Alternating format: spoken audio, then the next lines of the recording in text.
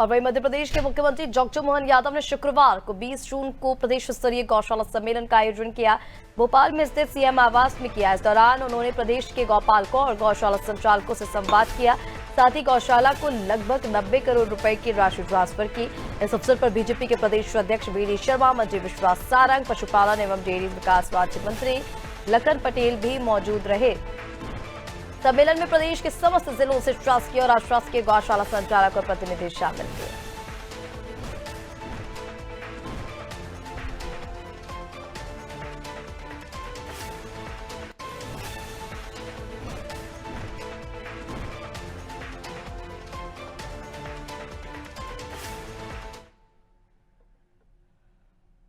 आज बदलते दौर में परमात्मा की कृपा से मध्य प्रदेश की धरती पर हमारा सौभाग्य है। ये मुख्यमंत्री निवास तो भले ही है, लेकिन सच्चे अर्थों में ये हमारे आप सब गौपालों का निवास है। मैं आपका स्वागत करता हूं, आपका अभिनंदन करता हूं। और केवल आपको यही नहीं रोक रहा हूं, आपके अपने घर, आपके अपनी गौशाला, जहां जहां गौमाता है वहां वहां हमारा तो ऐसा माना जाता कि 33 करोड़ देवी देवताओं का वो निवास हो जाता है। वो तो स्वर्ग समान हो जाता है।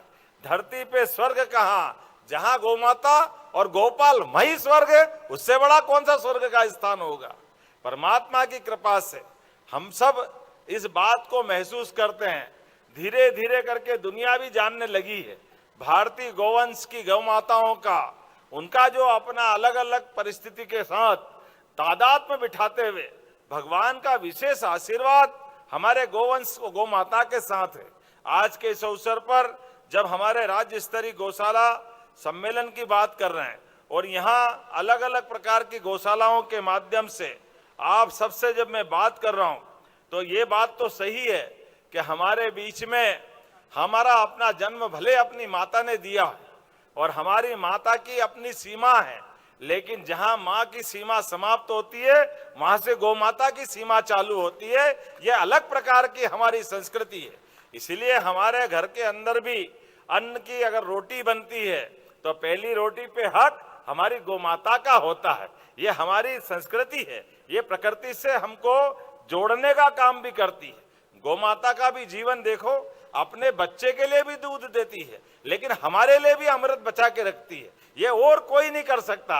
ये केवल गौमाता के ही अपने परमात्मा ने भाग्य में दिया है। और इसीलिए भगवान कृष्ण का भी कोई नाम बोलो मत बोलो, लेकिन जैसे ही गोपाल कृष्ण की जय बोलो वो आनंद में डूब जाते हैं। बोले गोपाल कृष्ण भगवान की। राजधानी भोपाल के मुख्यमंत्री निवास पे गौशाला सम्मेलन का आयोजन होने जा रहा है। बहुत बड़ी मात्रा में जो है गौ पालने वाले लोग, यहाँ जो संरक्षण देने वाले वो पहुंचे हुए, बातचीत करने की कोशिश करेंगे। पशुपालन मंत्री इस वक्त हमारे साथ मौजूद है। सर, इस पूरे कार्यक्रम को तो आयोजन हो रहा है, इसके अलावा सरकार और क्या कुछ प्रयास करे कि गाय सड़क पर न?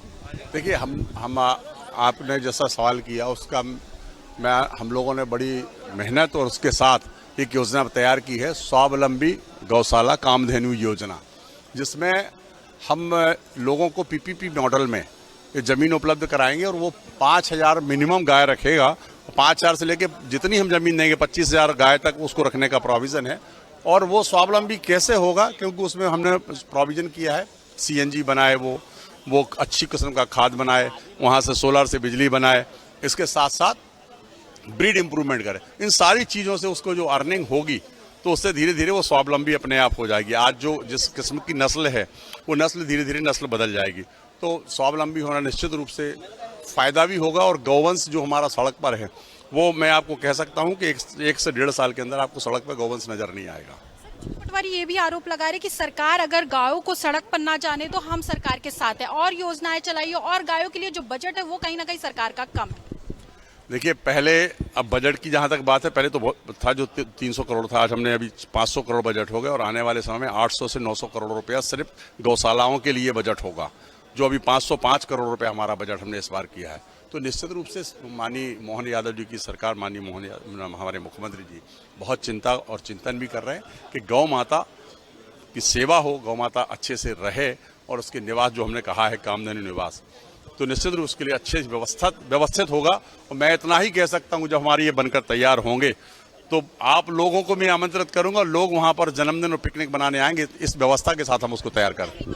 पहली बार किसी मुख्यमंत्री ने इस तरीके का कार्यक्रम अपने निवास पे किया है। क्या लगता है इससे जो संचालन करते, जो संचालक है गौ सेवा वाले, उनको कहीं ना कहीं अच्छा लगेगा, अच्छा उत्साह? निश्चित रूप से आप देख रहे होंगे उत्साह दिख रहा है लोगों में बातचीत से आपने करी होगी। निश्चित रूप से आप मिल रही रहे लोगों से, लोगों में उत्साह भी है। शुक्रिया सर बातचीत करने के लिए। तो ये पशुपालन मंत्री लखन पटेल थे, जिनका साफ तौर पर कहना है कि मध्य प्रदेश की सरकार पहली बार सीएम हाउस में इस तरीके का कार्यक्रम कर रही है और इससे कहीं ना कहीं ऐसे जो गौ सेवा करते, जो गायों को पालते, उनमें उत्साह है, उनमें खुशी, और सरकार जो है इसके लिए लगातार काम कर रही है।